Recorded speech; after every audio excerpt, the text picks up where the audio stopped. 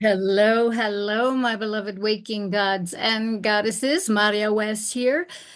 Welcome to Love, Truth, and Beauty. This is episode 402, which is the encore replay of my recent interview with Crypt Rick. I've been thinking podcasts. So listen up, kids. We're going to talk about trauma and frequency, musica, and how we can go about being our true, original, creative spirit selves. Welcome back, everybody. And of course, you may want to know what I'm thinking about. And let me tell you what I thought about today was the beautiful weather. I am so excited. We made it another winter, I think, where I live. And that is so cool. Spring is on its way. I can hear the birds singing. The animals are coming out. The snow is melted. I'm just like, I made another one. That's all I keep saying to myself because I tell you, this is the worst month for me. The first couple of months of winter, I can tough through it. I'm like, this is what to expect, but it's always that last month that just seems to drag on. And then the nice weather starts appearing, the sun starts shining, it starts getting warmer. And I'm just like, I made another one. And as anyone knows, I love summer so much.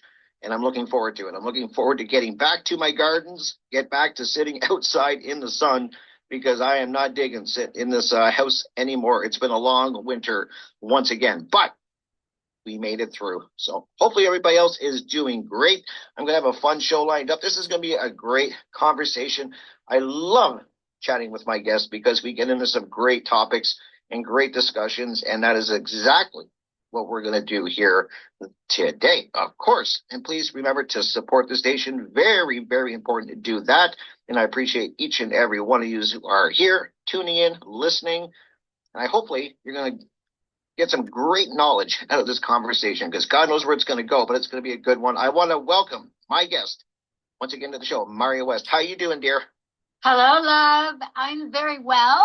How are you doing? I'm doing great. I'm super happy, as you just heard. The weather is getting nicer, and it's I just at this time of year, I'm just so happy to get the summer on its way and stuff like that. Winters are long here, so.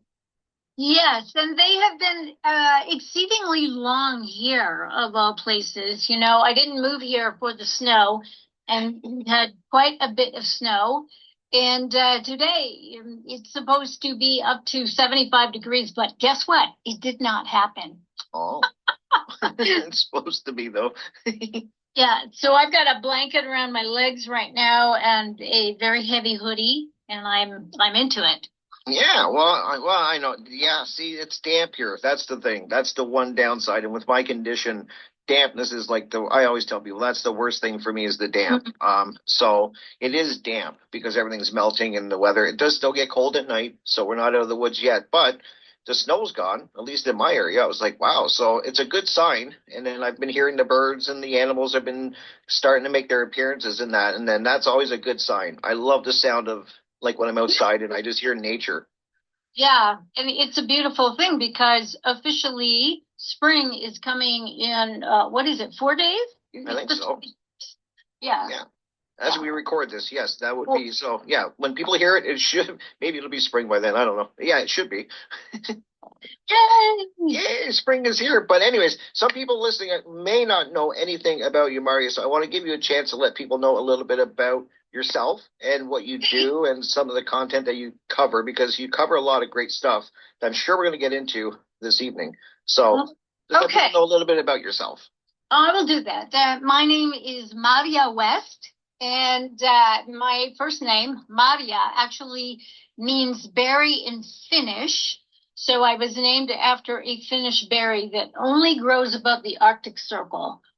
And for the last almost 40 years, I have been a trauma deactivator. That's what I call myself. And I have worked primarily with survivors of mind control.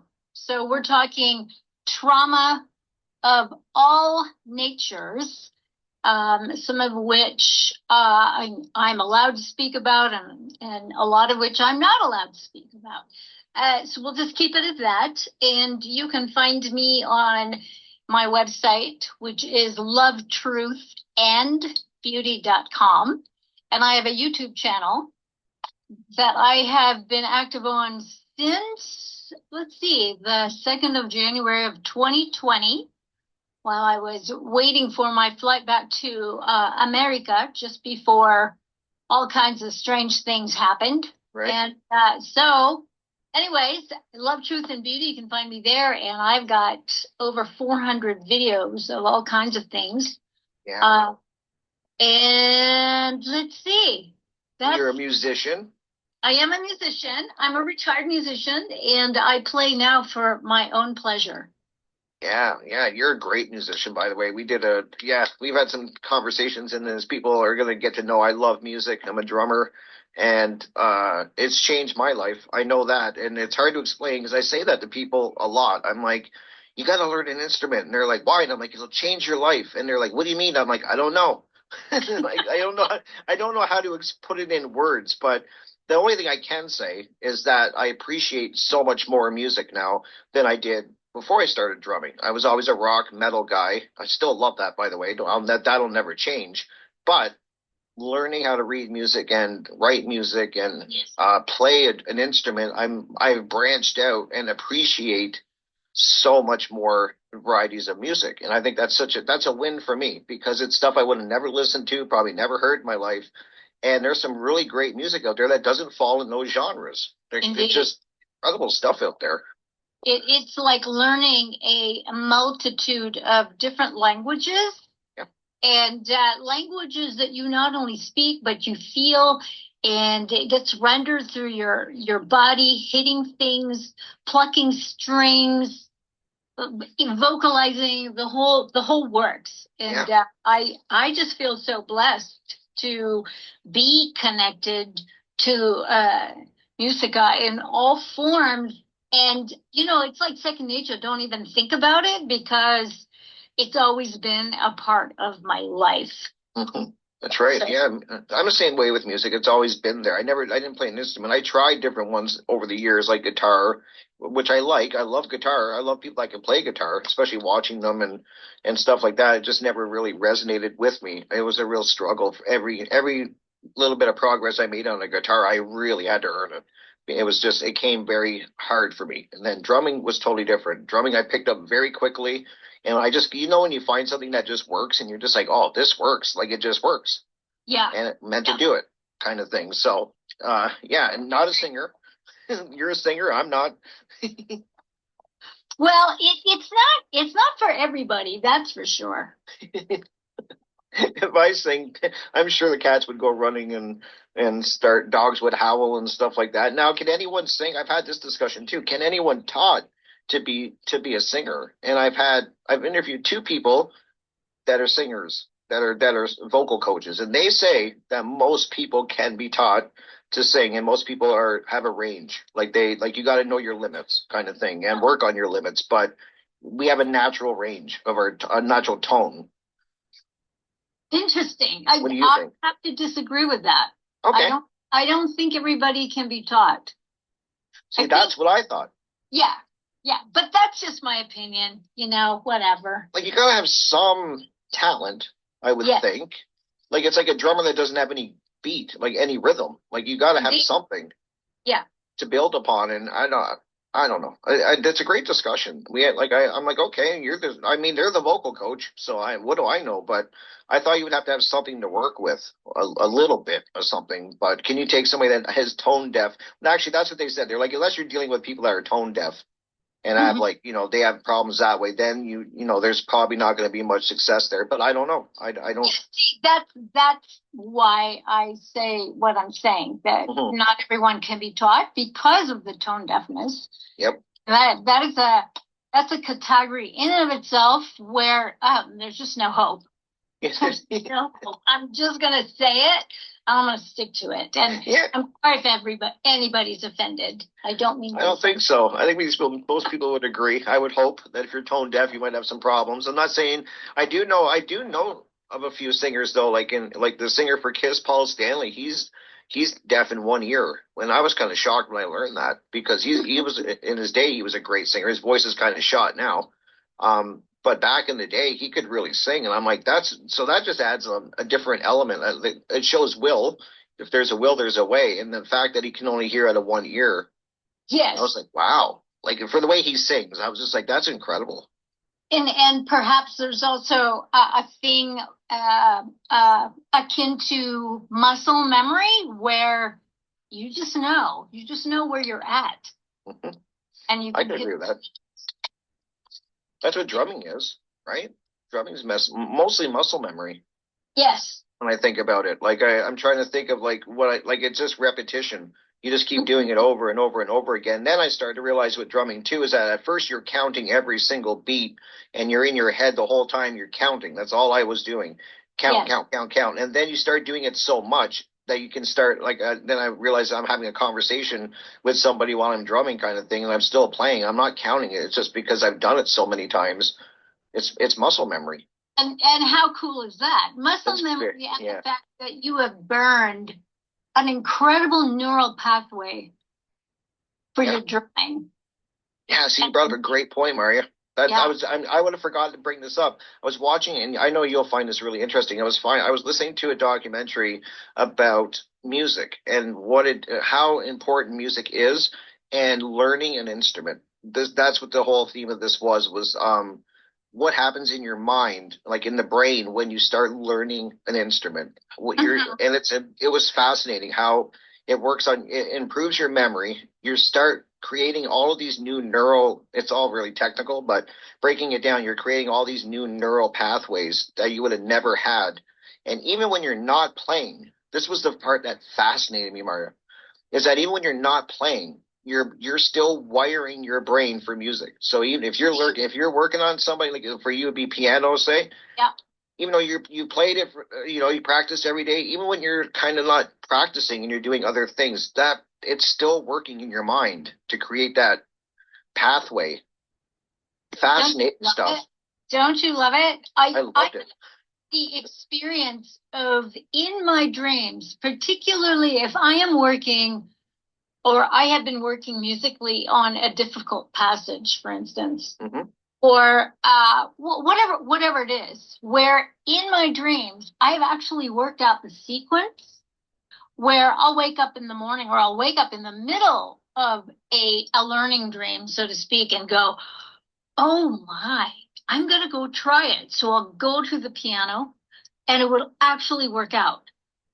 It's very strange when that happens, but it's like the astral plane comes in with the sort of higher form of me, if you will, that knows this stuff and isn't encumbered by whatever, some mental blip or some physical, where you get all tangled up and you're trying to play something. And boy, you just come out of a dream and you hit it. And it's like, wow, how did that happen? And I've been fascinated by that. So I love how the astral plane, the dream world, can actually, work out the details, work out that sort of heavy metal, on that plane so that you can wake up and be in your waking conscious state and replicate it like that. Yeah, isn't that I agree. It's fascinating, and I have to find that documentary I watched and send it to you because I know you'll love it because they get right into the technical side of it, way above what I understand, but I get the gist of what they were saying, like how it's so healthy and it's so good for your mind to learn an instrument and they were saying even, learn the instrument, but learn how to read music, learn how to write it. And it's doing these incredible things in your mind, and it's actually helping with all the other aspects of your brain function. Like it's helping with your memory and your like all of it. That's why I love music. I keep saying it's so powerful of a tool and it's so at a soul level is the best way I can put it. I know. I've got a gigantic smile on my face from that. I do too. I've got a big grin because I'm just like, we're talking music. I know it always ends out I get starting off talking about music now, but it's just because I love it so much. And people know that, right? Or they're going to get to know that definitely. How much I appreciate music, and now that it's even worse now that I'm playing it. So, fascinating stuff. But yeah, that does. I'm glad that we kind of got into that. It's a great place to start because I'm trying to encourage people any chance I get to pick up an instrument, and even if you played one years ago and you put it down for whatever reason, it's getting dust somewhere in your house, pull it out, dust it off, and try again because you may be surprised. It might be that time. And don't put limitations on and think that you can't do it or you got an excuse, because I keep telling people as well that the only limitations that are before you are the ones that you have put there. So you got to hurdle over those. And that goes for everything in life. That's not just music. That's life in general. Wouldn't you agree? I do.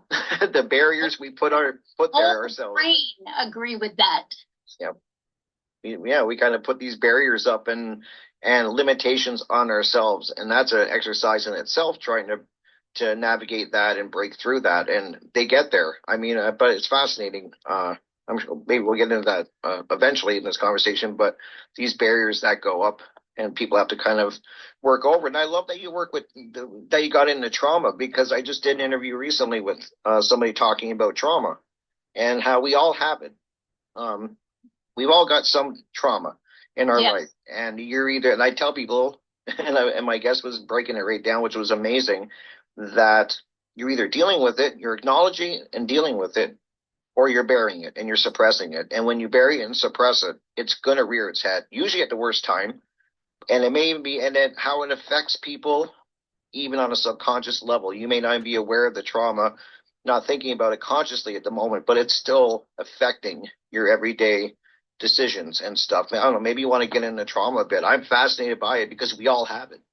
Yes. Well, it is what I think separates a conscious human being from an unconscious human being, is how well or how willing you are to face your trauma. Then, traumas they're very, very personal, and not all of us have experienced traumas to the extreme, but as you said, we've all experienced it in one form, shape, or fashion, and it really is a matter of being willing to face whatever it is that you've experienced, or willfully ignoring it, or just defaulting to dancing around it or pretending that it doesn't happen. And that usually is an indication when I hear people tell me, I don't remember my childhood. That's usually a very telltale statement.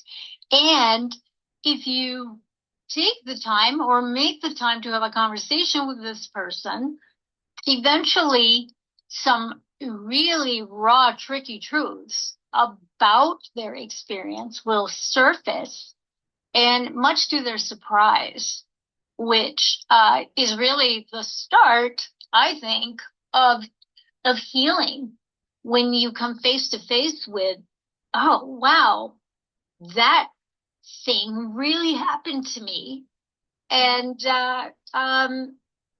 it was not a good day for me when that happened. And to be willing to move through all of the bits and pieces of discomfort, because quite often when we experience trauma, we get fragmented into bits and pieces here, there, and everywhere.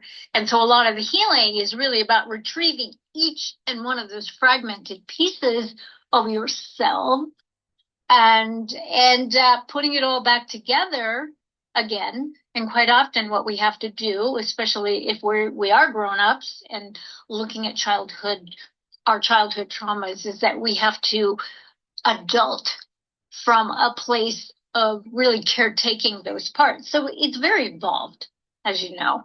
Right. Yeah. Yeah, that's great. Yeah, like trauma, it's a fascinating thing to me. I'm really happy that you said, like, we've all experienced different levels of it.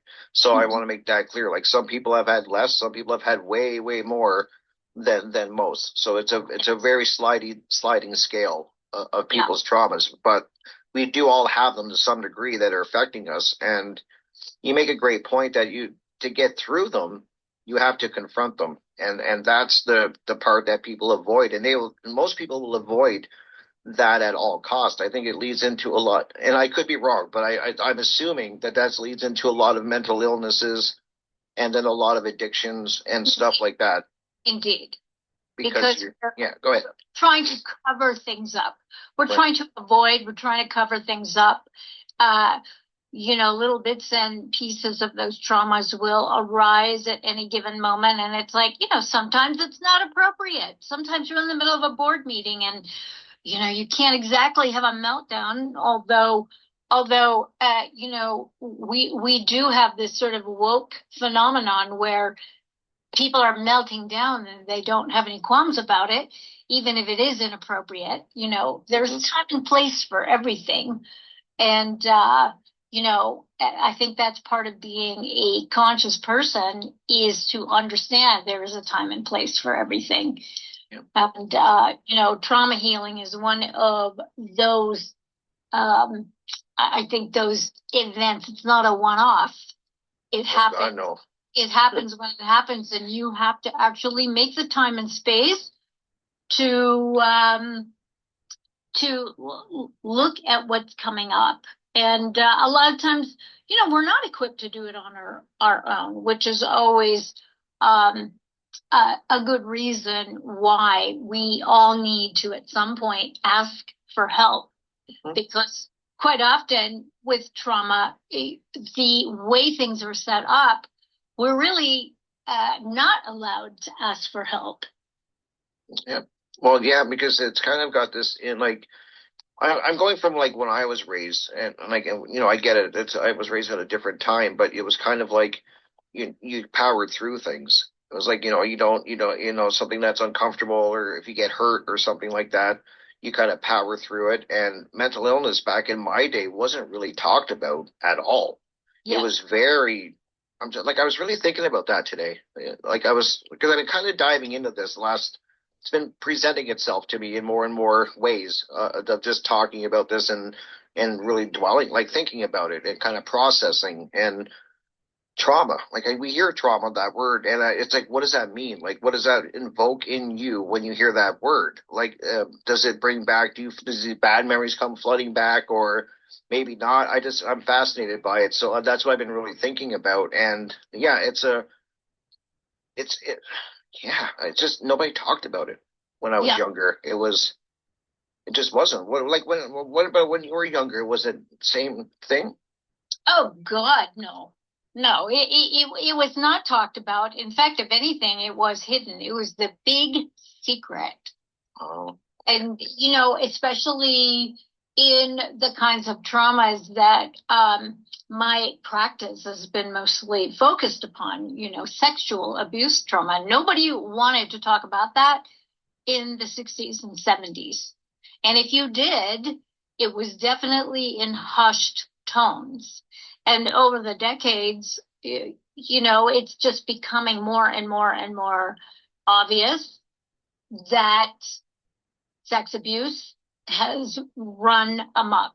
Mm-hmm. And, when we get into those topics, it's a very sensitive topic. And then, of course, there are all these factions where a lot of the times the conversations get hushed, or they get denied, or they get shamed. And, we get nowhere. We're back to where we are, where things are hidden, things are unspoken. And that is part of what allows trauma to proliferate, what allows perpetrators to continue their behaviors. And it becomes commonplace, which it has become commonplace. And it is really, really unfortunate that here we are in 2025, and we are, I think, even though we're talking about it more, there's a lot more of us who are out there suffering in silence because of guilt, because of shame, because of isolation. And we get stuck in a frequency that is dark and very low level. And those dark frequencies and those low level frequencies are not conducive to healing, because healing happens in a very aligned, high state of vibration, positive energy. That's right. No, I totally, yeah, I get what you're saying. And I'm just thinking about, I think a lot about how, and I know we're talking like kind of like trauma as children, and I totally get that that's a lot of like where it starts. I mean, like I think the first few, like they say, the first 6 years of your life, or that's basically, if you show me 6 years of the first 6 years, and I will show you the person, the adult. And I think there's a lot of truth to that. And I think there's a lot of truth to that, because I always try to think back to like my first 6 years, and a lot of the life lessons I learned, even if I didn't realize I was learning them, I draw upon those at that time. Like it's fascinating because you're so young, but this is such a fascinating. All these topics are really interesting to me, because this is where we get into the meat of what's going on with people. And I just think of families, that what they're doing to the family structure now, and how it's the traditional family's kind of been disassembled in a lot of ways. And those 6 years that children are now going through are just, I think it's something to talk about for sure, because you do learn a lot. Would you not agree, in those early years? Yes, I totally agree. And all our traumas, between the time that we are conceived and after we're birthed and throughout our years, these traumas, when they are unchecked, unchallenged, and unquestioned, they become templates for our future experiences, our future relationships, the way we relate to ourselves, the way we view ourselves. Our self-talk is often related to the horrific traumas that we've experienced, or the beautiful experiences. For myself, I've had quite the divergent experience of experiencing a very violent childhood. And when I made the decision to leave that as a teenager, my experiences, for the most part, out in the world were mirrored by kindness and love and nurturing and encouragement and such. And I also had to learn some very intense lessons where some of my childhood traumas repeated themselves as a teenager and as a young adult. And also being in charge of children, as a parent, you're faced with certain crossroads where you catch yourself having an instant reaction to something that's happening, and having to check yourself, where it's like, whoa, okay, let's take a breath here and a moment and not react, because that's what a lot of it's what a lot of parents come face to face with when they have their own children, is we learn through our parents, and are you going to repeat the same stuff? That's right. Yeah, I remember my mom saying that to me, like, when my dad was a pretty hard discipline. I can't ever say that word. He was hard on the discipline. I've been practicing trying to say the other word. It's just a tongue twister for me. I apologize, but discipline. He was the guy that dished out the discipline. And I would say to my mom at times, I remember really young, saying, God, like, why is he like that? Like, why does he get so, like, why? I was just like, well, what's the point of him getting so angry? And then she would say, like, well, that's how he was raised.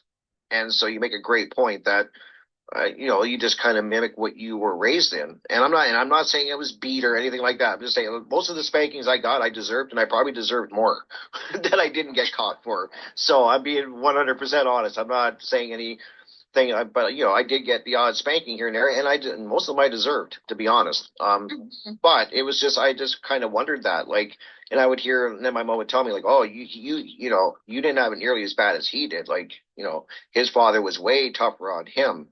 And I just wonder, like, how that it definitely, we can make a great point, I think, is that it's like how you were raised. And I also I found very interesting what I've been learning is that even when you're a parent and you have young children, they may not even be at the speaking level yet. They could be so young, but then what are they going by? They're going by sound.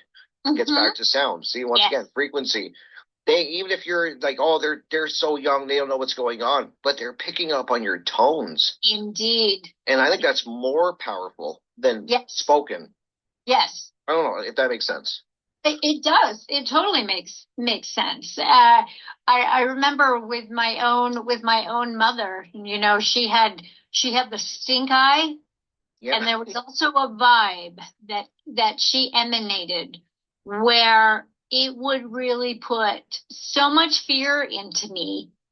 I would check out some places to go hide because you knew what was coming. I knew what was coming. And it really, a lot of it didn't even have anything to do with anything that I was doing or saying. It was more her reaction to whatever she was reacting to. And it had to somehow get expressed, and it was often expressed upon me. And so you learn, you start picking up cues, you materialize, or you learn a lot of psychic skills in order to either avoid, avert, escape, hide, because it was, you knew. I knew. I was in trouble. I knew she was in a bad mood. I knew that she was angry about something.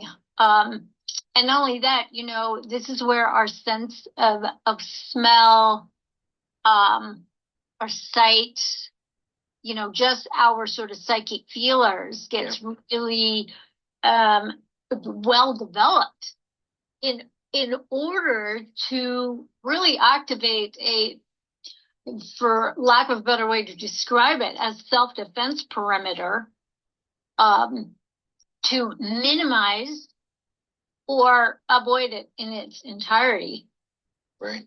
Yeah, and then it would cause, a lot of the time, I would imagine that would cause the child to kind of go inward. I think there's a lot of different mechanisms, as you said, that kind of happen in that dynamic when that's going on. And we're just talking about, like, an angry parent. So when you start adding abuse and different types of abuse, I know this is kind of a dark topic, but it's really important that it's discussed more, I think, because we're like we were saying at the beginning, Marja, it's all we've all experienced it to some degree. Yes. And so it has to be talked about, and then that's a great way to start, knowing what's kind of examining yourself and looking at yourself and digging in and seeing really where your traumas lie and then dealing with them. But I was just really fascinated, like, when you start thinking about it, because you hear a lot of people probably don't think, like, the child's really young, they're not picking up on things, they don't really know what's going on. He was a really young, super young child.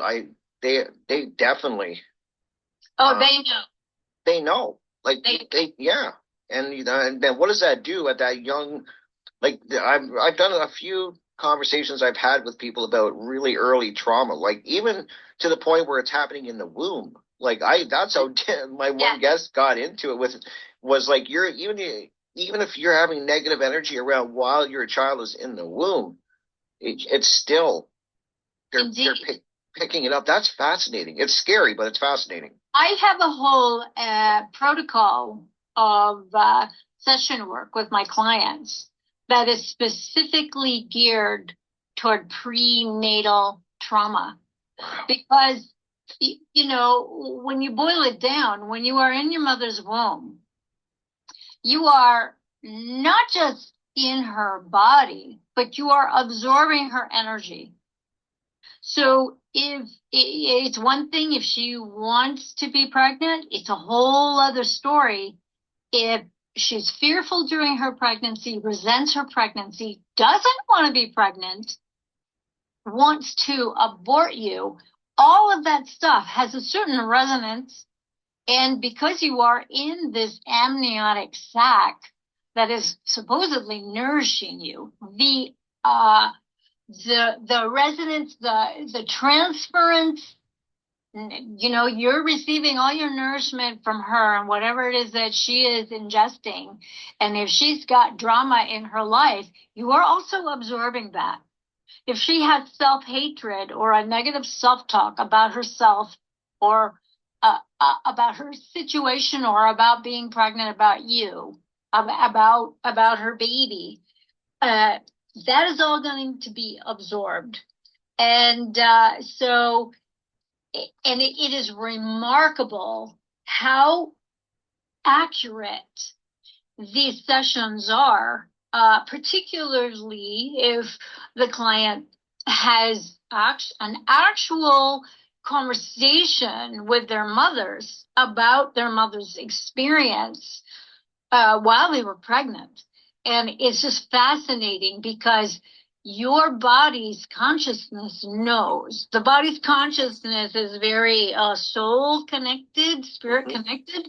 And so it's taking an ongoing movie moment by moment by moment of what is happening.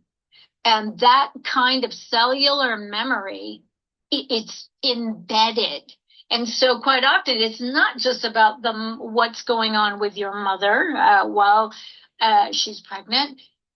There is a resonance with the entire tribe, not just your mother's tribe and her lineage, her mom and dad, grandparents, etc., but also the father's tribe and his family and all of that. So there is a collective pain body that we are all absorbing or have absorbed or have within our DNA that is active or to be activated depending on, say, a trigger. So a lot of the traumas that may seem like they're coming out of the blue is actually from our DNA through our parents. And it's absolutely fascinating. That's just, yeah, and it shows how deep this goes, is what was kind of, as I learned more about it. Like, I never thought of that till I had that discussion, like, trauma, like, even before you're born. I'm like, wow. Like, when you start, like, how many people really sit and consciously think about that, especially a guy? Like, I mean, it's not something that we kind of dwell on and stuff like that or experience. So I was kind of like, as I learned more about it, I just get really, it just shows me, you know, on like how deep this can go, how early it starts. And then what I also try to always lean back on is, if you are in a great state of mind, which this is where mental health comes back into, that you should, you know, this is where we're trying to achieve a true form of happiness. And by, you know, doing the work on ourselves and bringing the male and the masculine energies together to work in concert and work in harmony with each other. Most people are very left or right brain oriented, and there's not a lot of balance going on, which I could get into the topic all day with you or anyone else, how we're designed. We're being programmed that way by all the influences, external influences. They're making people lean one way or the other, and it's very imbalanced. And I think the goal I try to achieve is, in my discussions, is showing people, trying to expose to people that you're trying to bring this male and this masculine and feminine energy into concert. It's meant to work together. Yes. And so it's very fascinating. And then that's why I was bringing up the destruction of the family. Like, I know this is by design as well. And so this all plays into what's happening to a young mind and a young child and stuff. And then, you know, there's no father in the house or no mother in the house. I mean, it gets complicated. Yeah. But it's a lot of checked off boxes that work against us. Yeah. And it's especially as we become more and more technologically dependent, and not just technologically dependent, but willfully ignorant of technology and its effects on our tissues, on our psyche. on our ability to our ability to stay in alignment with our true spirit nature, rather than identifying as these flawed, traumatized beings filled with vengeance or filled with fear or filled with, I'm just going to give up. Because what's the point, when you feel that beaten down? Yeah. Yeah. That's a great point. And that frequency, I know in the second hour, we're going to get into this because, I think this is really key that people have to start realizing is that what they're hijacking is a frequency. And that's the problem, I think. It's really funny, Marja, that how over the last few months, frequencies coming up more and more and more in just my everyday conversations and things that are like kind of following me around, like information will kind of seek me out, I think. And it's more about frequency and that's what they're really focusing on. And it's a really interesting when you start talking about it because everything is frequency. And when you realize that, then it just opens up this whole new way of thinking. Like you're like, wow, like that's probably what they're hijacking. Because I try to tell people, like they're like, well, what do the social engineers want of this world? Like and most people would think money, and I'm like, they print money. They don't care about money. Money's a tool for them. They want your energy. They're harvesting our energy. Is Absolutely. What they're after. 1000% correct. And what a better way to harvest our energy than to keep us traumatized, to keep us at low frequencies, to keep us emotionally reactive, melting down, filled with vengeance, or giving up. So no matter which side you choose, or even playing both sides of the net, being the victim and the perpetrator at the same time. And because you're being the victim and the perpetrator at the same time, where is your true spirit self? It's going, what's going on? Where'd you go? And this is that battle, that constant battle of divide and conquer. And so the powers that want to be, they have figured out all kinds of ways to divide us. Yeah, that for sure. Which I definitely know I'm going to get into that with you as well, like some of these ways and how they're doing it. Something I realized, and this actually just happened, and I think you're going to find this really interesting. This happened in the last couple days, and it was just one of those aha moments that you kind of have when you think about stuff like this. And I was like, because we always talk about the social engineers, right? They're controlling everything. They're steering society. And I'm like, I was thinking, like, I'm like, okay, so who's traumatizing me? I've never been reprimanded by, some high up official or some high up social engineer that came up and pointed the finger at me and started, giving me my business and stuff like that. It's the people around you. So this is the trick they've done to me. And hopefully I'm not sounding crazy, but this is No, you're not. this is the alchemy that they've done. They've hijacked this, and it's us doing it. Like, I hope this makes sense. It's not them doing it. They're making us do it to ourselves. Does that make sense? Absolutely. And they're sitting back and watching it happen. There you go. Yeah. They're watching it happen, and they have devised all kinds of conflicts to choose a side, any side. So for me, I am very, very careful about my alliances. I'm not choosing a side. I definitely have an opinion about what's going on, but I don't identify with it. And that is key, where it's not part of my makeup. The right, left, center paradigm, and especially in the world, in America, for instance, the divide between the Republicans and the left, right, center, Republicans, Democrats, Independents. For me, government is, what it is. And I don't believe in any of it, but I also know that this is where we're at, folks. imagining a society that doesn't have government is that's a novel idea for most people. For somebody like me that has been, not that I push up against it, I just kind of stepped back away from it and, just look at these sides and go fight. And that's what they do. So, and if you're not part of the other group, then you're not with the cool people. I mean, it's so ridiculous. And a lot of the times I got to watch myself about how much I laugh at stuff, because that's kind of where I go to kind of diffuse really tense situations, as I tend to lean toward sarcastic humor, because that's what I need to do to really get a grip and realign myself with the narrative that I prefer without choosing sides. That allows for levity, that allows for my nervous system to just relax. And one of the ways my nervous system relaxes is by laughing at stuff. Me too. And, and people have accused me of being inappropriate, and I'm just kind of like, whatever.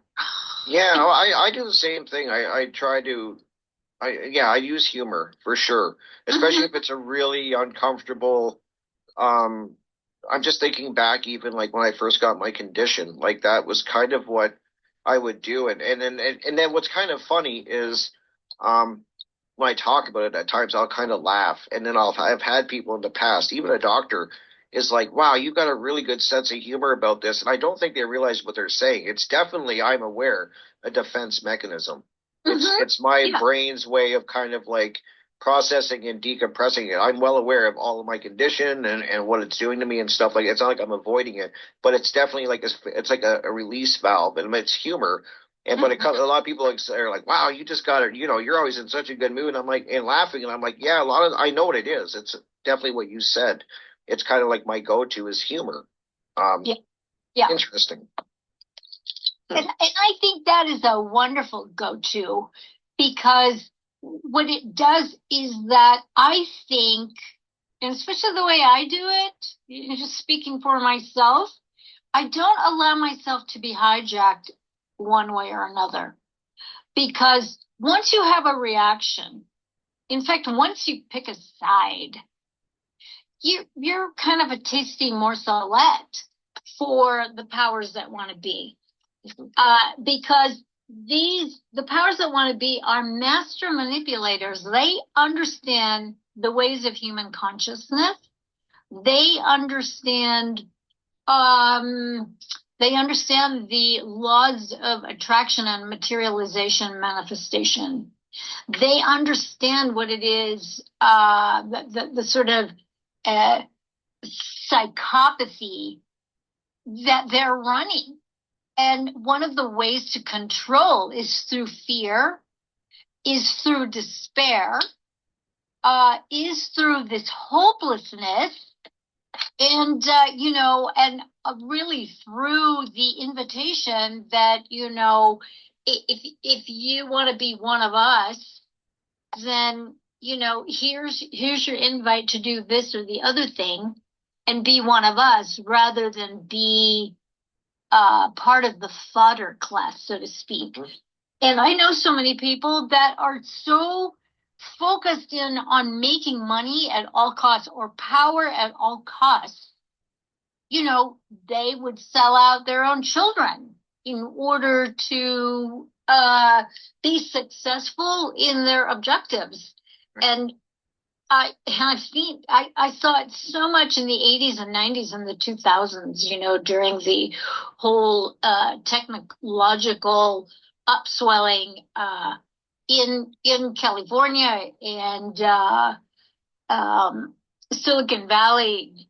I live there, and so to witness my own friends just, wow, in my opinion, go over to the dark side, where the balance between their greed and their humanity was just, it was just, yeah, the greed really just kind of like took over. And you witness people like really the light out of their eyes were just being sucked out. That's right. It, It's part of that energy harvesting that we were talking about. That's yeah. Because go ahead. No, go ahead. I was gonna say, like, I totally get what you're saying, and that's the crazy thing is that people will, like, I would think that our health should be the number, like, our mental and physical health should be our standard, like that should be our main focus. I mean, without those, I mean, really, what is it? But you're right, people. Like just think about what people do for money and for power, like to move up the ladder, so to say. And you're right, a lot of people will give up everything. They'll give up their children, their families, their morals, like anything. But as long as they get that paycheck every week or 2 weeks, whatever you get paid, and they're pretty much willing to do anything. And that's a whole show right there. But I get what you're saying. It's this harvesting of energy, and it's like that's where it goes back to. We're doing it to ourselves. That's the trick. I've realized is that people say, oh, the social engineers are doing all of it. No, we are to ourselves, and that goes to the family structure. Parents doing it to their children. Then it goes up to and then you go right up to, let's walk it right up the scale. Then you got the workplace where the boss is doing it to you. Then you keep moving up higher. But we're policing ourselves is a good way to put it. Yes, traumatizing ourselves. Social engineers, they know all about the incentives that they put out there for people to gravitate toward, and it is ruining relationships. It's ruining our environment. It's ruining our connection to our hearts and our spirits.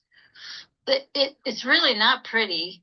And I know for me, just saying that, I have to be very, very aware of my choice to choose none of those things and to really focus in my own personal life.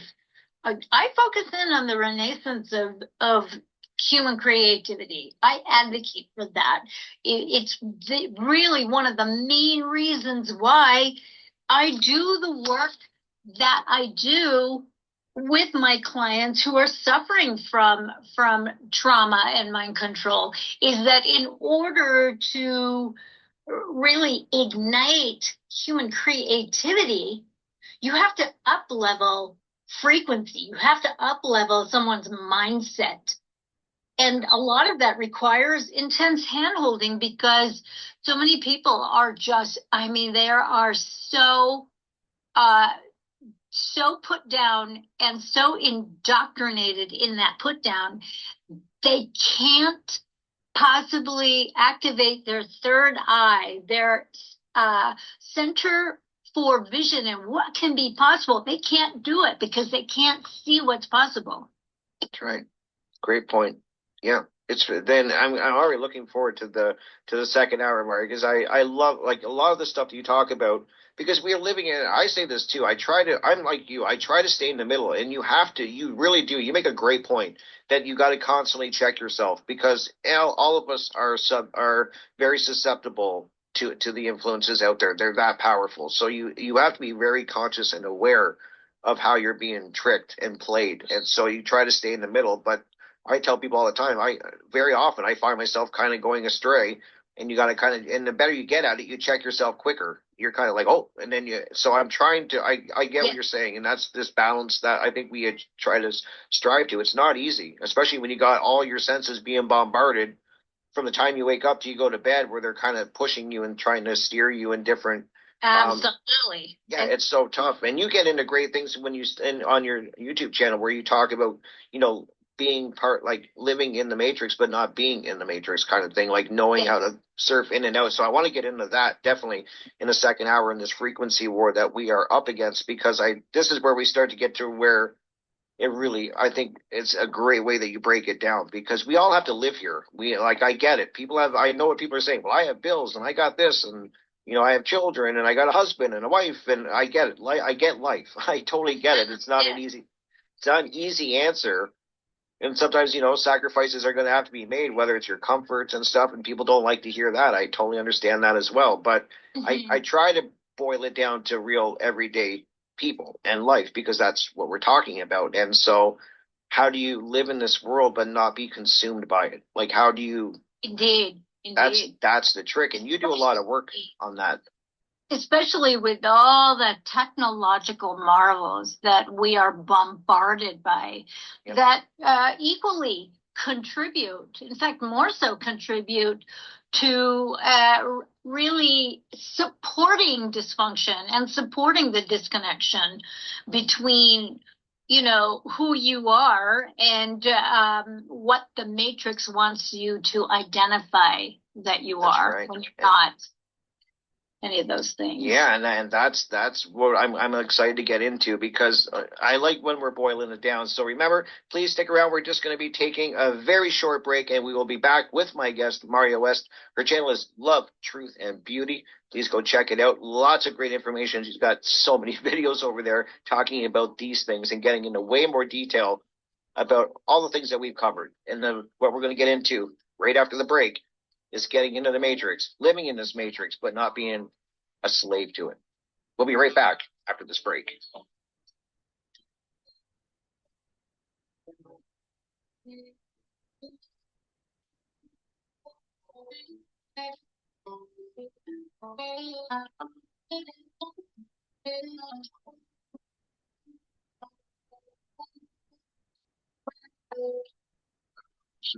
FreedomSwitch.com. We'll be right back after this message.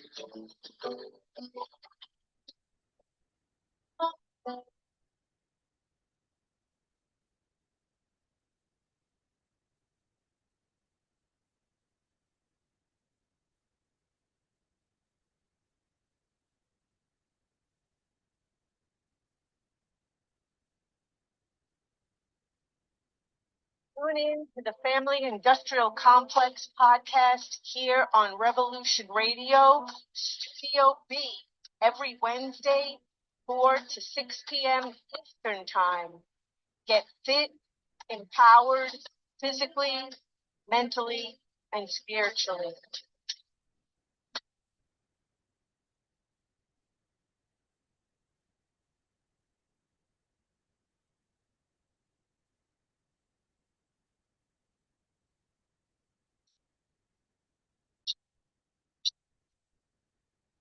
Now is the time to explore your greatest potential, embracing truth, health, and wellness while discarding the system and exposing its corruption.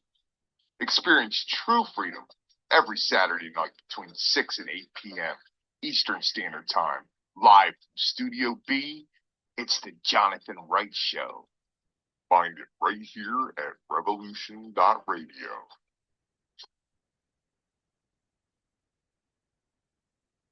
Welcome to Coffee Rants with Dan. I am the spiritual anarchist, Dan Arnold, your host. Tune in for what's really happening every Thursday. That's Thursday at 9 a.m. in Studio A on Revolution Radio. They keep us in fear to manipulate us. They want us ignorant so we're easier to enslave. They make us murder one another so they don't have to do it themselves. Only you can break their mind control by healing the contradictions within your belief systems that allow you to accept their lies in the first place. The time has come for us to remember our divinity, who we really are, to return to what we are meant to be, a service to others, to return to nature, and to reclaim our birthright, that which is freedom. The truth will sound belligerent because it is in direct opposition to lies. So get angry, because anger is sacred, and together we can unite and rise. Rise from this darkness. Humanity, assemble. Fire! Crosstalk with Sarah Cross, a place for radio wanderers to learn about the highest laws and other related topics, with the occasional stroll through more relaxed notions. Every Wednesday, 1 p.m. to 3 p.m. Eastern, or 10 a.m. to 12 p.m. Pacific Standard Time. Crosstalk with Sarah Cross, Studio A on Revolution Radio.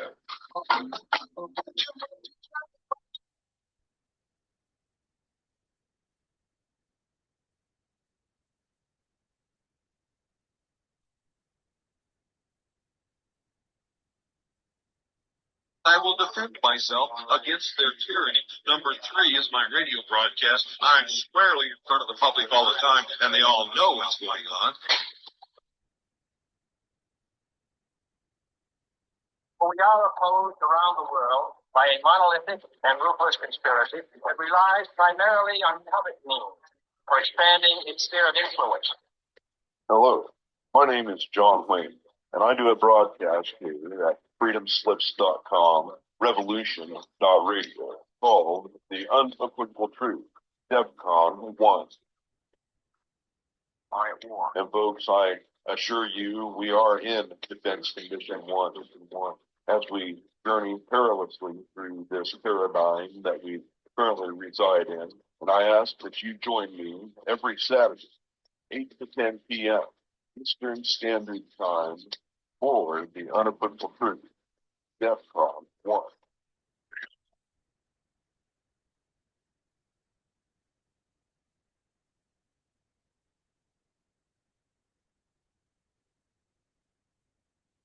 The original machine had a base plate of prefamulated amulite surmounted by a malleable logarithmic casing in such a way that the two spurving bearings were in a direct line with a panometric fan. The lineup consisted simply of 6 hydrocoptic marsal vanes, so fitted to the ambifacient lunar wane shaft that side fumbling was effectively prevented. The main winding was of the normal Lotus-O deltoid type placed in panendermic semi-boloid slots of the stator, every 7th conductor being connected by a non-reversible tremie pipe to the differential girdle spring on the up end of the gram meters. Thank you for listening to Revolution Radio, taking the confusion out of transmutated lunar girdle springs for 4 years and running. Revolution Radio, the #1 listener-supported alternative media radio on the planet.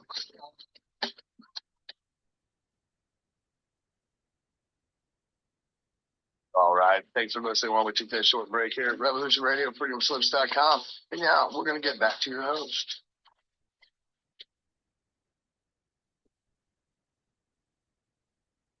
Welcome back, everybody. We are in the middle of a great and very, I think, important conversation with my lovely guest, Marja West, Love, Truth, and Beauty, who you're all getting to know a little bit and about what she does. And one thing that she breaks down great is the Matrix. It's one of the first things, content I found of hers and really resonated with, which led me to getting to know her and speaking with her and learning so much and having amazing conversations with her. I truly do value her so much and what she does. And what she does great, amongst so many other things, as we were talking about, musicianship and all these great things, is breaking down the matrix. Because we are, like I said before the break, we have to live here. I get it. People have lives to live. They got bills to pay, things to do.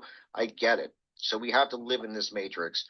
But how do you live in it and exist in it, but not let it consume you? That is the trick. That's the question. So, Marja, I know you can explain this and get into this. How do people do this? Because this is the big question. I hear you. I hear you. And it's actually a lot more simple than you would expect, because I think the consciousness industry, and I want to call it an industry because it is, all of the new age BS, all of the sort of pressing the pause button on being aware, being awake. I'm not talking about woke. I'm talking about understanding that reality in the matrix is pretty much programmed to distract you from one moment to the next, to the next, to the next. And one of the ways we get most distracted is through our sense of sight. So using our sense of sight, there are 3 consciousness centers, okay? The first one I call the outer screen. And the outer screen is everything that you witness with your sense of sight, whether you're watching a YouTube video, some conflict on the street, a movie where you are having some kind of feelings, strong feelings about arguments, that sort of thing. All right, that's the outer screen. Then there's the inner screen. That's the whatever is going on in your head based on what you are witnessing in the outer screen. Okay, so the outer screen and the inner screen are related to what is happening in quote unquote real time in the outer screen and your reactivity to it in your head. Our consciousness center is called the center screen. It is in between the outer screen and the inner screen. And in the center screen, you have the awareness that you are in charge of what you are witnessing. You know there's an outer screen, there's stuff going on there, and you also know in your inner screen, you have a reaction to what's going on in the outer screen. In the center screen, you don't bite the bait. You sit and you observe. And it is the center screen, your consciousness, your awakened center that is waltzing in and out of the matrix. Because what is waltzing in and out of the matrix is not your body. It is actually your consciousness. All right. And like you were saying, Rick, we all have a life to live. We have our pursuits. We have our families, our jobs, our interests that are out in the matrix world where we have to go to events. We have to go in certain buildings, certain countries, utilize certain bits of transport. These are all matrix tools. And so we can utilize these tools remaining conscious in our center screen, or we can be tools for the matrix because, let's face it, the matrix, as controlled by powers that want to be, they've got all kinds of their techno priest class warriors pushing all these trigger buttons for each and every one of us to get alarmed by, to get upset by.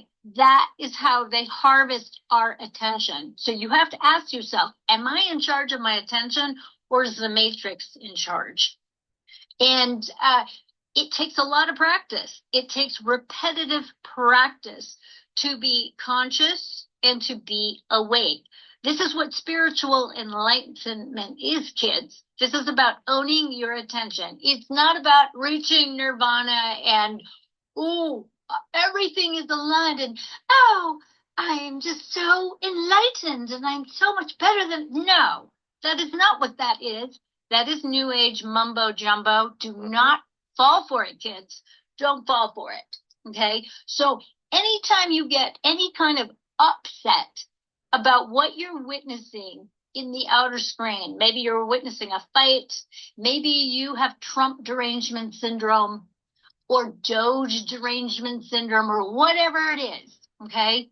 Whatever you get crazy about, you need to check yourself, because that is the point in your being, your energy field, that gets hijacked by the powers that want to be, and they are an equal opportunity hijacker. They don't care which side of the fence you're on. They don't care. Sure. They just want to feed on your energy, so you get distracted and you stop taking care of yourself. You don't take care of your kids.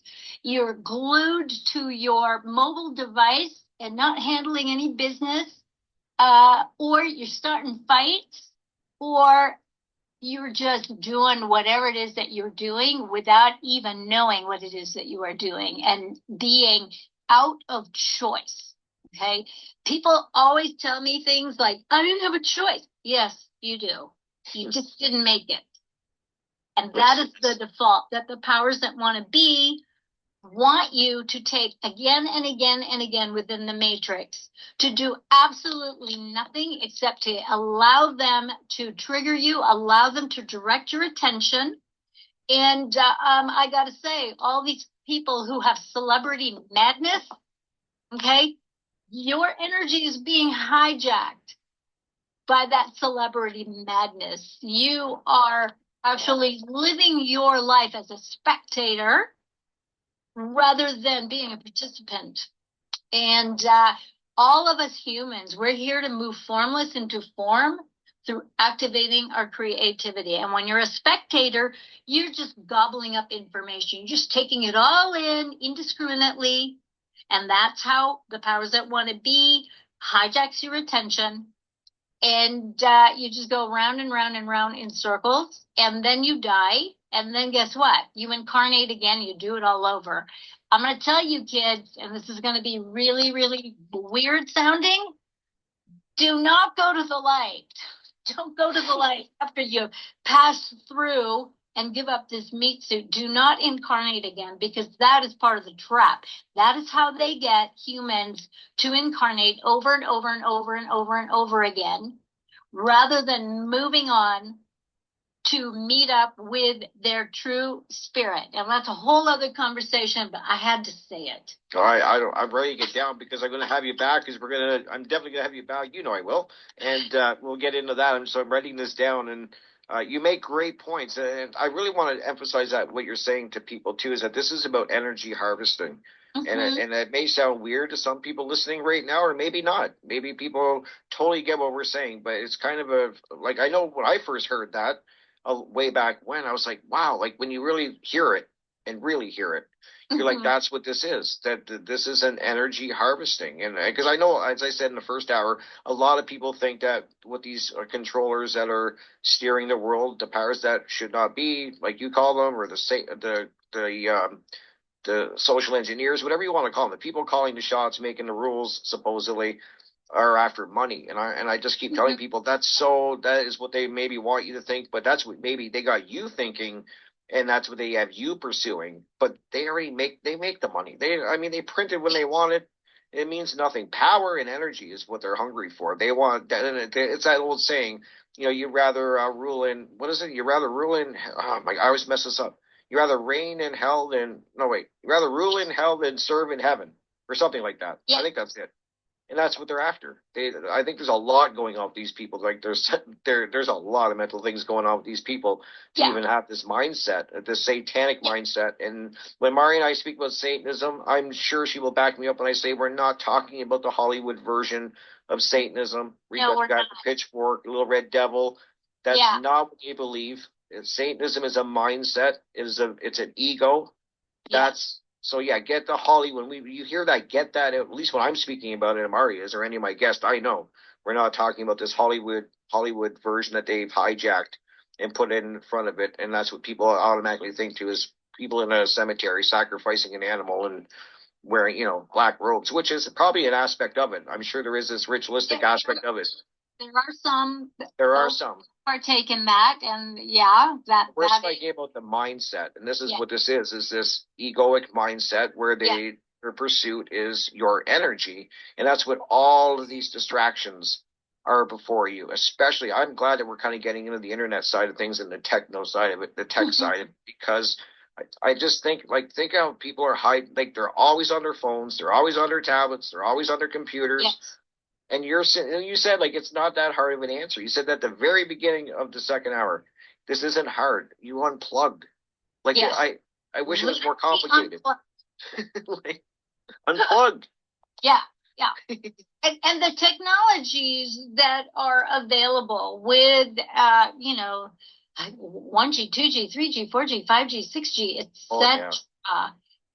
These are distractions, and they're not just distractions, but they create, distortions in your house, and you have to be very, very discerning. For myself, don't get me wrong, I love my techie toys. I do. I love my techie toys. A lot of what I do with people, with my clients and students, could not be done without technology. I would have never met you, to be honest. Yes. And for the first, say, 15, 20 years of my practice, I hoofed it. I drove, I took train, I took planes, I lugged around massage tables, I went to expos, I did the thing. Yeah. I hit the ground, and I met people in person and all these expos, new life expos, health expos, conferences, you name it, all over the planet. That is how I built my practice. And then with the advent of teleseminars, phone seminars back, and when did I start doing teleseminars. I think my first one was in 2002 or 2003. Oh, wow. And so I've been doing it for a long time. And then, of course, with the lockdowns, thank God it's all that is for Zoom and for the Skype and for the various communication applications. So I am not poo-pooing technology. I am, however, really putting out a note of caution that when you're not utilizing it, that you turn off your Wi-Fi. Turn it off. You don't need to have that on 24/7. Unless you're one of those people who think it's really cool to have Siri and Alexa on 24/7. I am not one of those people. And I actually have my guy. It's the reason why we have separate houses. His house is lit with that stuff. I can't take it. So when I'm over there, I've got a Faraday beanie. I've got a Faraday t-shirt, underwear, you name it. I've got it. I am not going to expose myself to that. And people can call me paranoid, but let me tell you, I'm 65 and I fool most people. Oh, So, you don't look 65 at all. I'm just saying, it is a choice. And there's a lot of resources. I've made my own Faraday things. And you can take those meters and you can test it out for yourself and see the results and see how well things get shielded. I have all my devices in a Faraday cage when they are not used, because the distortion that these technologies put out, and you can check online, you can do your research, and you're going to have a divergent set of answers as to the safety of these technologies, 5G. And a lot of them are going to poo-poo it, and then you're going to have the people that are going to show you all of the stats. So, it's up to you. I'm not going to tell you what to believe, but you can just go ahead and do your own research, which I think is very, very important, and take responsibility for your health. Yeah, I totally support that. And I did interview somebody a while ago. It's on my YouTube channel, Crypt. I've been thinking, same as the show here. Go and check it out. I did an interview with a lady that, amazing person who was very, very susceptible to the Wi-Fi frequencies. She basically has a room that's a Faraday cage. She has to live in that cage basically because her health was deteriorating so fast. Wow. Because she was bathed in that frequencies. Yes. And she tells me her story, and it's horrible. Like, her mom was sick. They were so in an area that it was so high. She was showing on the meter how bad it is outside of that room. She basically got a cage designed for, like a mesh net that you put up on the roof and the walls, and you're basically you're in like a mesh net. And yeah, and her mom got really sick. Her animals were getting sick. She got really sick, and she tells her story. And she learned about what you're speaking about. She was like taking responsibility. There's something going on here. She was eating healthy. She was, doing all the things like that, but there was something still causing a lot of damage to her physical body. And then the more she learned, it was the Bluetooth and the Wi-Fi and all of these frequencies that she was bathed in. So now she has hardly any tech. Like, she's hardwired in to all her computers and stuff like that. And it's amazing, man. I'm glad we're kind of bringing this up because we're seeing a big rise in health problems. And I'm not just saying it's the frequency or that. I'm saying that this is a part of it. This is a piece of it. There's a lot going on with our food, air, water, you name it. I think people would agree with that. But it's something to look into. And we're talking frequency. Once again, it comes back to frequency. This is what they're hijacking. This is what they're overlaying, I think, of our natural frequencies. Some call it the ether, and that's another fascinating thing. And I'm sure I'm glad. I'm so cool that we're talking about this because I kind of sent you a video earlier about they were breaking this down, like how there's this ether that is natural, and what they've done with all these cell phone repeaters, 5G, all these frequency, they're hijacking the natural frequency And kind of like what Satanism does or anything like that, they don't create nothing. They hijack it and invert it. They invert everything. There you go. And they've laid down this grid. Confusion. Yep. Yeah. So it's really fascinating. And they were talking about the flower of life, which I love. And I was looking up on the break. I used to have I'm sure you remember this game, this toy, Marja. It was a spiral graph. And it was like this thing you put. I love it. Me too. I don't know how many people have heard. Look it up. If you haven't heard about it, look it up. Spiral graph. It was in the 70s. Put a pencil in this little this geometric shape on paper, and it was like this little red thing that you put on. It's hard to explain on radio. And then you kind of moved the thing around, and because of the pattern of the thing they get the pencil, and it would do these amazing these patterns. And one of them was the flower of life. Very symmetrical, beautiful patterns, and I would use different colored pens. Yes. I was there for it. Isn't that so? What a great toy. Love it. Love it. It was a great toy. Yeah. And then that's I just remembered that when I saw the flower of life as I got older, I was like, oh my God, that's the pattern I remember. And when, I just think this is so important that we get into this because you're right. They're hijacking this frequency and it's influencing. I think it's affecting definitely our health, our mental. Like you're hearing people talk about brain fog now. Alzheimer's is skyrocketing. I think there's a lot of things for that. Sleep disruption. Oh, horrible. And then when you're at a screen all the time, there's actually a lot of research that's showing that the blue light is actually now affecting our eyes in not so good ways. And so, and of course, it's creating an innovation of human creativity where people are learning how to counteract the effects, creating Faraday cage clothing and beanies and all that kind of stuff, because we can counteract it. And that's, at this point, our big choice is to turn it off, get as far away from the exposure as you can. The farther away, the less exposure. All right, okay, duh. However, when you have all these towers closer and closer and closer together, that is meant to just kind of like drench us in these frequencies. Your only choice, other than to move far, far away into the sticks where none of this can affect you, and good luck with that. I know they exist. We really need to take the steps to protect ourselves with certain materials, house design, the stuff that I have done in my house. I've done pretty much myself, and the proof is in the pudding, where you can take those meters and check it out for yourself. That's right.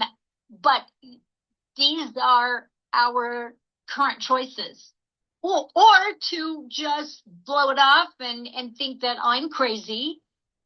And because there's going to be enough information on the interwebs that is going to poo-poo all the things that I say.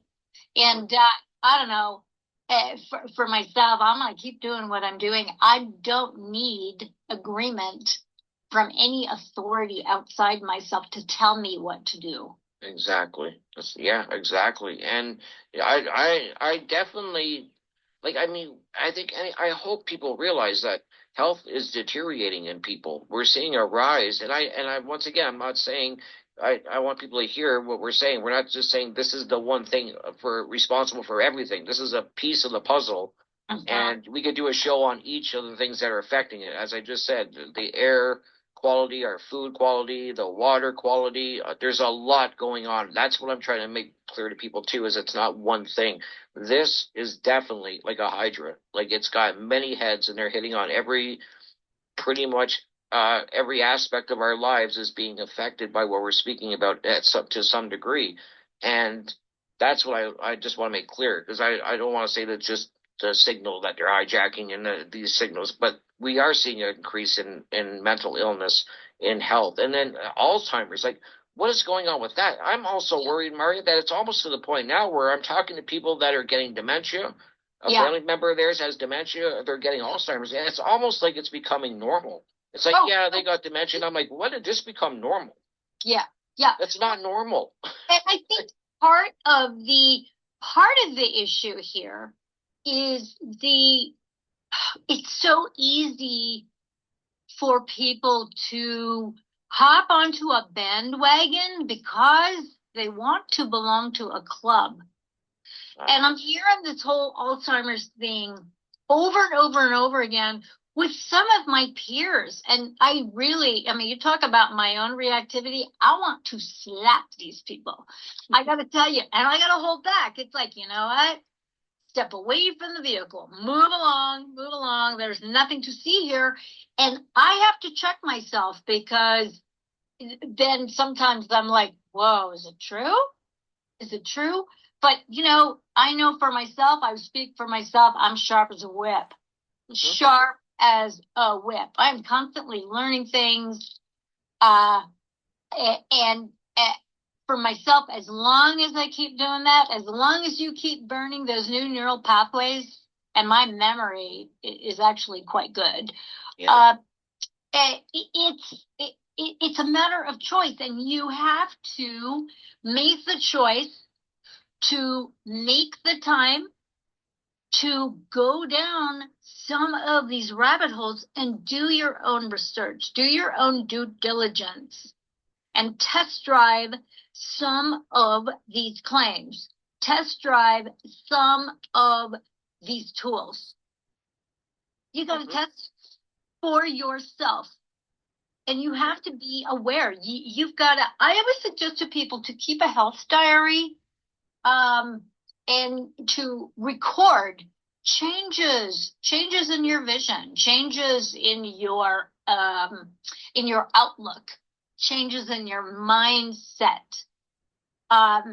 changes in the way you process information, changes in your psyche.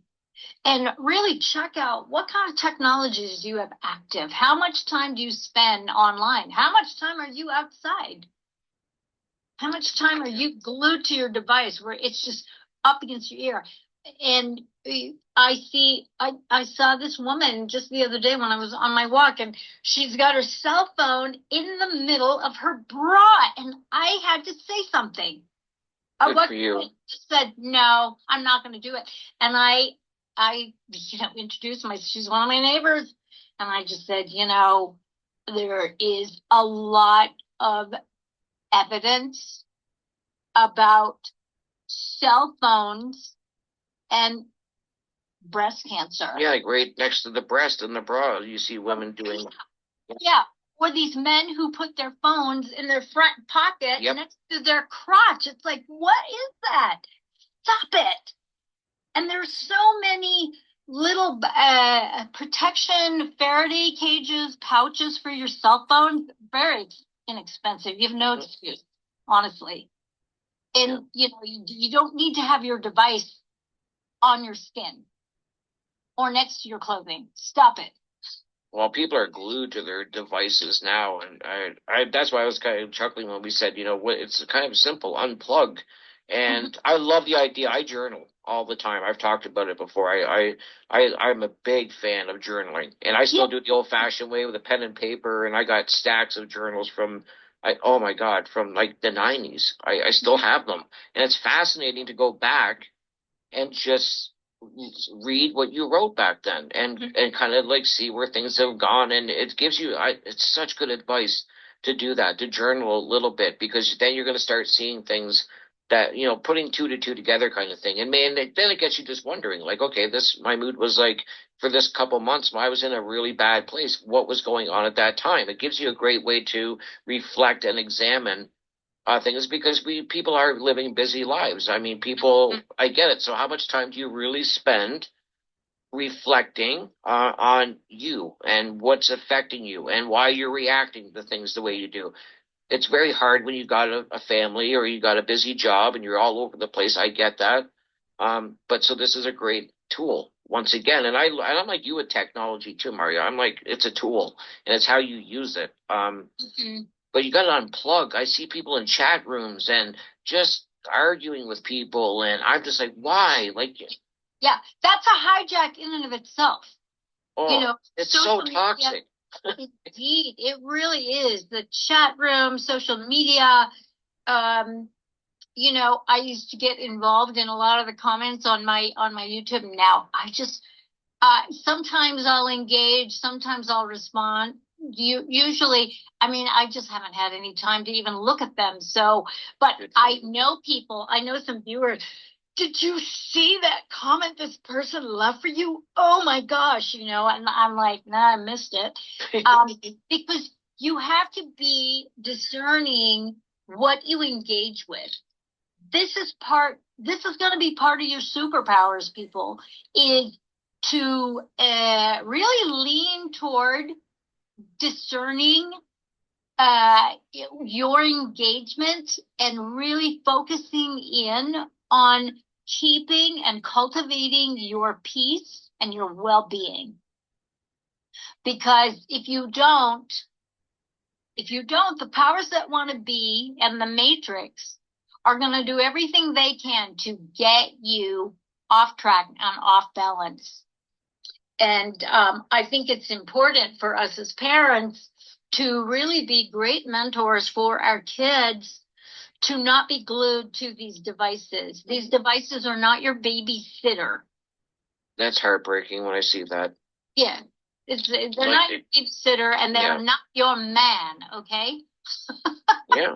No, and what's really scary now is that I'm starting to see more and more ads and promotions for these AI programs where you can interact with them and chat with them, and they're selling. And I remember the movie Her. I talk about the movie Her, and I'm telling people, go back and watch that movie. It's an older movie. It's a great movie, but the basic, spoiler alert if no one's ever seen it, but even if I won't give it too much away, but it's basically a gentleman that gets this AI program, and he basically falls in love with it then it's an experiment that this company's doing, and all these people are getting hooked on it, and that becomes their girlfriend, their boyfriend, their confidant, and it's not real. And it's a really great movie, and I'm seeing it play out now.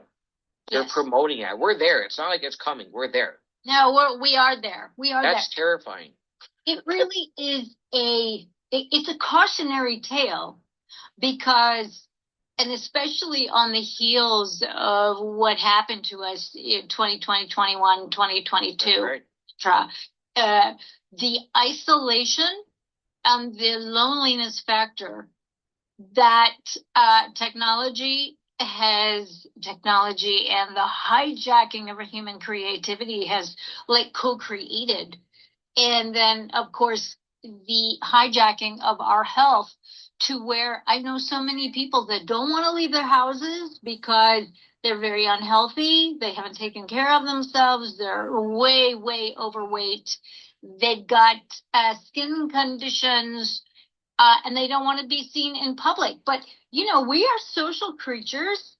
And unfortunately, social media is a substitute for one-on-one interaction in person. And I'm a traveler, so I will actually travel quite a lot and meet up with people in person. So a lot of the people on, say, like my Facebook, or a lot of the music people, that I know them personally. When I went on my book tour, I met so many people, and I think we need to really get back to that and just interact with people. And I am also grateful for the fact that we do have these technologies that can connect us, that allow us to have these conversations like you and I, Rick. I mean, you're in Canada. I'm in the Southwest of America, and we get to do this, and it is fun. But we need the balance. There needs to be balance, and the way things are set up, where the sort of loneliness factor it's just all too common. Right. And I feel it makes me very, very, very sad. And, and then at the same time, there are so many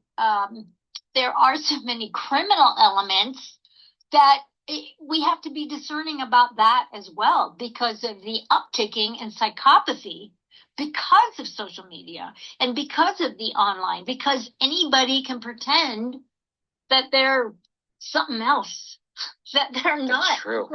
We have all these things that are like swirling around in the matrix that we have to be very conscious and aware of. Because you can be anything you want online. You can fake a picture. You can filter your picture, which I've seen people do. Filters drive me crazy. Anyways, it's all becomes expensive. And nothing is real. And you make a great points about this losing the ability to interact in person. I was just talking to somebody about this probably a few weeks ago, that we're, and once again, we were talking about, the downfalls of technology and social media. And I have to remind myself, it's a tool. It's like a hammer. You can build something amazing with a hammer, or you can whack someone on the head, take their life. It's a tool. It's not the hammer's fault. It's how we use it. Same goes with tech. And I'm glad we're bringing this to the forefront, that you have to be conscious of where your attention is being diverted to. And that is exactly what they're hijacking, is your attention and your energy, as we were saying. Yes. And so you have to be aware of that. It's not saying don't go to technology. It's all bad. It's how you use it. It makes great things happen, like these radio shows and conversations. I've met incredible people using technology that I would have never met in real life. But I can tell you one thing, if I could do an interview with you in person, in a studio, I would do that over this. Wouldn't that be cool? Oh my God, it's going to happen. We're going to make it happen someday. Yay! And I think it would be incredible. But I agree with you. We are losing the ability to do it in person. That's we're social creatures, absolutely. And they're taking that away. We're becoming more isolated and withdrawn and kind of. Yeah. We need to get back to being able to have face-to-face. People don't even know how to act in front of people anymore. Yeah. Yeah. And it's very, it's been a very confrontational sort of process that I'm witnessing when I have been out and about, like traveling. The whole entitlement thing that happens, that I witness on social media, with, the sort of on-screen, quote unquote, bots and trolls and bullies. It's happening where I'm literally seeing these people who, and it's funny because I saw some YouTube presentation. I can't remember where it was. And if I find it, I will definitely share it with you, because it was so noteworthy to see this woman who was I don't know, she was in her 30s or 40s.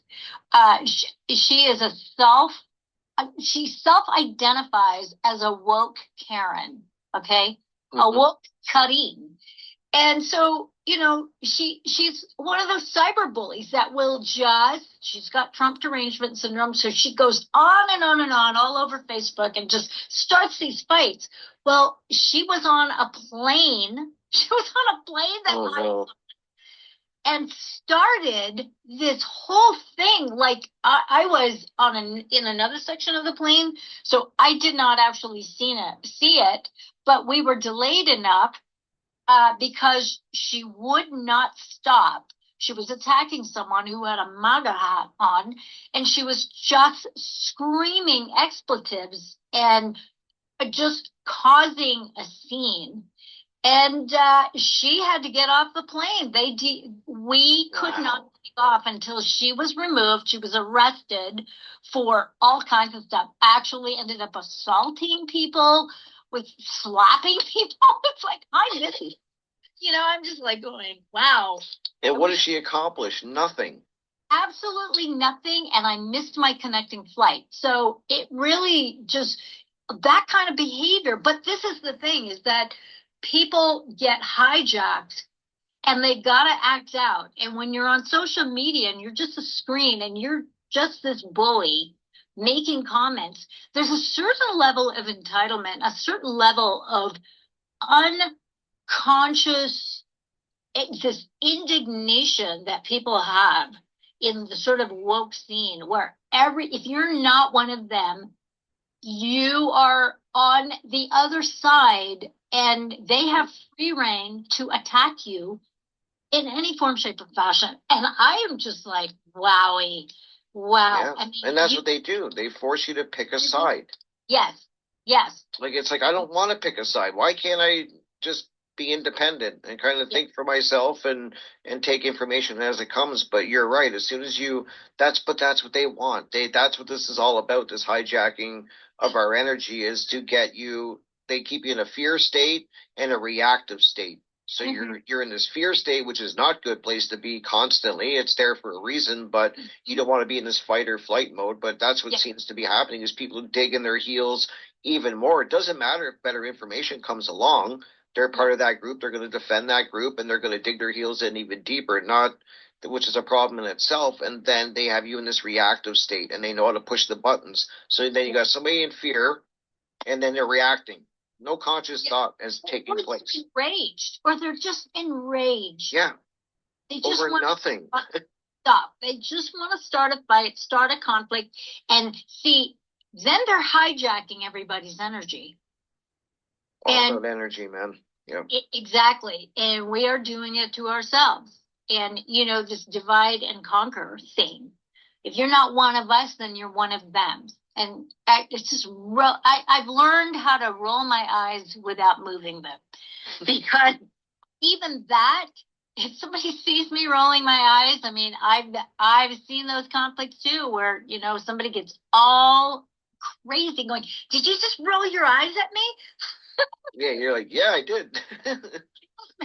It's so, and I don't mean any disrespect or anything, all due respect. I get it. We get in these situations, and some of these situations are just ludicrous. And just like, wow, how did we get here? Well, I know. Yeah, I know. And that's the thing. I ask that myself a lot too, Maria. I'm like, how did we get here? Like, they're like, how? And it's a really, step, like inch by inch, we're giving up space. We're giving up our position inch by inch by going along with these things. And that's how it's not one, it's just trauma over and over repeated. Yeah. Slowly. People don't feel heard. They're meant. That's a big one I hear. They didn't get enough love. They didn't get enough, or they got too much. They were indulged. So now they feel like they're king of the hill and they can just throw it around. And so any way you look at it, behind all of that is an incredible wounding, an incredible level of shame, an incredible level of just pain and suffering that is being weaponized, and along with it being hijacked by the powers that want to be, but weaponized to spew at will over the general masses. And, no wonder a lot of people don't want to leave their houses. Yeah, and that's what we were talking about, this fake grid that they're putting over us, this energy hijacking, which I'm definitely have to get you back on, Maria, to continue this, because this is such a big topic. There's even more I want to get into with you with this whole hijacking of energy. I think this is really key, and it's affecting us, as we were saying earlier, in every way of our lives. It's really that dangerous, and what we're kind of up against. And but maybe, like, I want to kind of end on a positive note. Like, we're really pointing out the things. Now, I know you do a lot of work on giving people information and helping them and advising them how to start making changes and to kind of use it what it's meant for, what we're speaking about, as a tool. And then knowing when to pull away. For me, it's through music. For me, it's creative. I'm a creative person. So music, I love art. I love being out in my garden. I love being out in nature. But how can people start to pull away and really get in touch with themselves? I know it's a really tough question to answer, but I think the first thing you can do is turn off your devices. Just turn it off. Turn off Wi-Fi, turn off your phone, put it in airplane mode. You know, I hear people, but I've never turned off my phone. What if it doesn't come back on? I'm like, I give up. You know, just put it in airplane mode and put it in a drawer and just let it go. Have regular no technology time for extended periods of time. I'm not suggesting a whole day. And if you're not using your Wi-Fi and you have a router in your house, just turn it off and go outside. Either go outside or do an activity, go hiking, you know, go have a nice cold plunge. I've been seeing these adverts for cold plunge tubs where you can fill it with cold water and you can practice immersing yourself in ice water, which I used to practice quite a lot, and then go hit the sauna. And I love it. Part of my Finnish roots, where you know, we didn't have an ice tub. My grandmother pushed me into the lake, and then I walked over to the sauna and got in there. But there's something just about being in nature and being unimpeded by technology, by media, by the sort of yaya gaga zaza of the world. And if you're in a city, sit around petting your cat and your dog, minus any kind of technology. As you were talking, playing an instrument, playing music, listening to music, making a meal, making a home cooked meal. Yes. Without technology. I mean, what a concept, you know. Stop watching the news. Don't get overrun by that bit of energy, okay? Because it is specifically designed to knock you off course. So don't fall for it. Don't fall for any kind of goading of divide and conquer. That's right. That's such good advice. Like, I agree. You got to turn off the device and don't, the news. I haven't watched the news in so long that I can't remember the last time I ever watched the news, like a news program. And you have to, and I'll just add on to what you're saying, Marja, that you have to be very, once again, aware, conscious of where your attention is going. How is it being diverted? If you're always in chat rooms arguing with people, if you're on TikTok and watching toxic videos and getting all emotional or whatever it is, be conscious of that. And I agree with you. Even if you got to turn off your devices, start small, 15 minutes, then to half an hour, and then you'll be surprised. Sometimes I'll turn my phone off and I get people mad at me because they'll be messaging me and you didn't reply right away. And I'm like, my phone wasn't even anywhere near me. God forbid. I was outside enjoying nature. Like, I tell people all the time, I don't always have my phone on me. I'm sorry. But I don't either. I've messaged you before, and it might take a day for you to get back to me. I'm like, oh, she's busy. I know. It happens. Most of the time, I don't even know where my phone is. And that has been a problem with me and Christopher, because he's trying to call me, and I'm like going, I'm sorry, honey, it's not going to do any good. It's off. It's off. And, you know, such is the way I roll. You know, I don't want the stuff, I don't want it near me. So I often forget. Where is it? I don't know. And eventually I find it. It might take 2 days to find it. But you eventually get it, but it's great. I think that's a great thing. I mean, turn these devices off and go out and start interacting with people. Like, go meet your neighbors. Have a conversation. Like, I do that when I have people over. I try to. It's kind of tough, but when I have people that are in my backyard, we usually, like, I'll get a group of my friends out. We'll all be out in the backyard talking around the fire pit or something like that. And I try to always ask them, like, please, you know, turn your phone off if possible. I get it if you have, you know, children or something and you have to keep an eye on it. But nothing drives me more crazy than when you're in a group and everybody's on their device. Yeah, not really listening. I'm offended by that. I do. I get that way too. I'm offended now. Yep. I don't like it. It's just like, really? Like, I'm here. Like, we're having a conversation. Put the phone down. Like, it's. Yeah. And that's the thing I'm starting to notice is this addiction to people's phones. Like, it is crazy. It is how crazy. people are addicted to it. Like, the moment they get up, they're on their phone, and I was guilty of that as well. So I'm not. Let me put myself right there with everyone else. But I'm aware. I was aware. Became aware of it. That as soon as I got up, I would grab my phone, and I was like, "What is going on here? Like, this is not normal." No, but it has been normalized because it's an identitarian tool as well. That's crazy. And yeah, it's kind of creepy. It's really creepy. Like, think about, like the mind, that's how powerful these devices are. And it sounds kind of silly when you talk about your cell phone that way, but it's really that bad. It's probably worse than we're saying. We're probably kind of like making a joke out of it. Not really, but we're kind of laughing like we do. But it's a problem. It really is. This tech side of it is a problem if you allow it to be. And I give the same advice that you do, Marja. I'm just like, you get out in nature, go for a walk, pick up a hobby, start a garden, go and interact with people in person, and really have a true conversation and get to know them. And back to basics, I guess, is a good way to sit in silence. Well, people can't do that. That is a cool thing.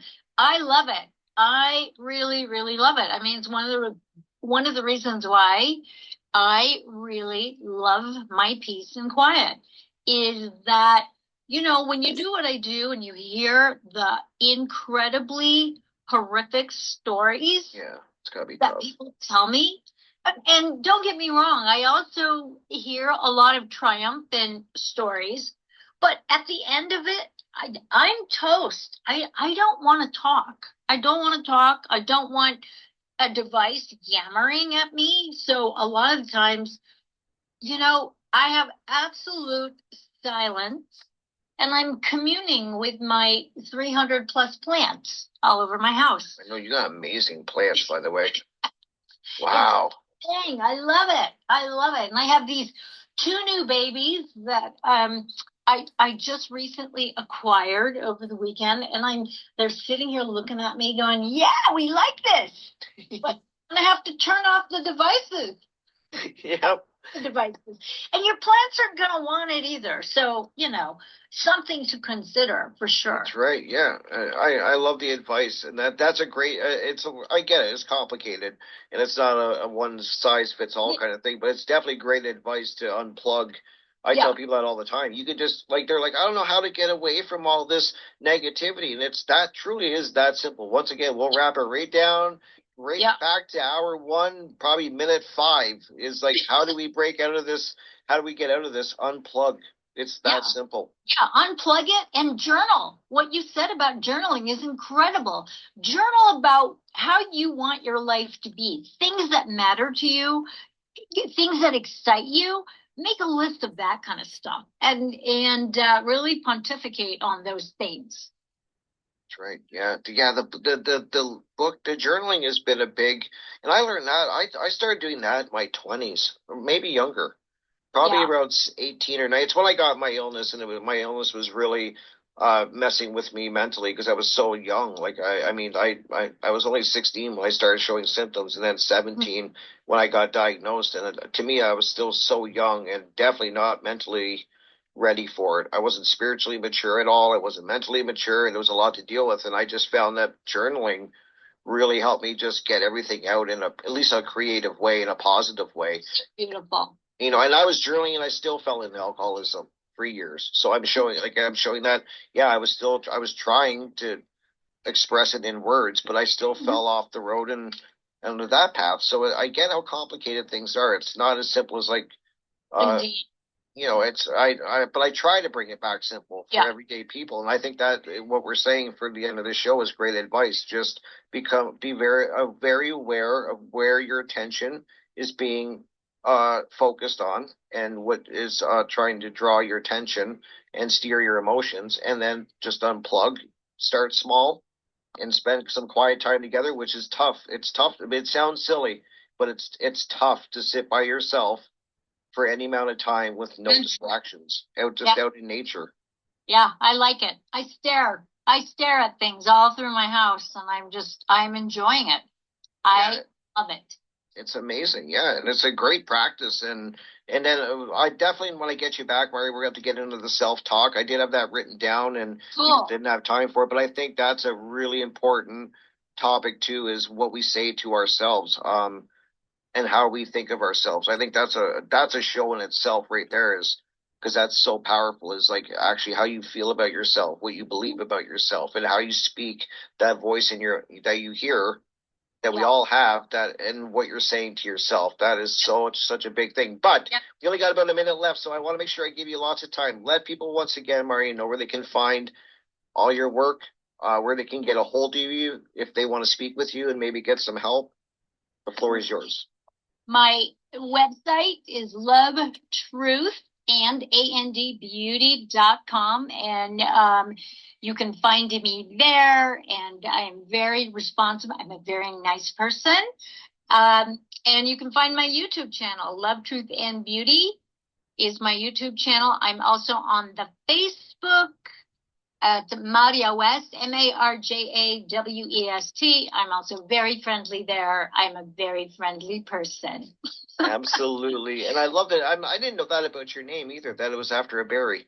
That's so cool. I've always wondered about your first name. I'm like, geez, what is that? And I obviously I never remembered the answer, but now I got it. Or asked me, now I got the answer. It's a very cool name. I'm glad I have that name. Absolutely. And I'm glad. And I'm glad that you once again joined me on the show, Mari. I appreciate you so much and the work that you're doing. And you know you're always welcome back. And I will be back, everyone, next week. Same time, same place, another great guest. And please check out Mari's work, because it will give you lots of great information on all the things we spoke about. I'll be back. Thank you so much, Mari. Thank you, everyone, for listening. Bye, darling.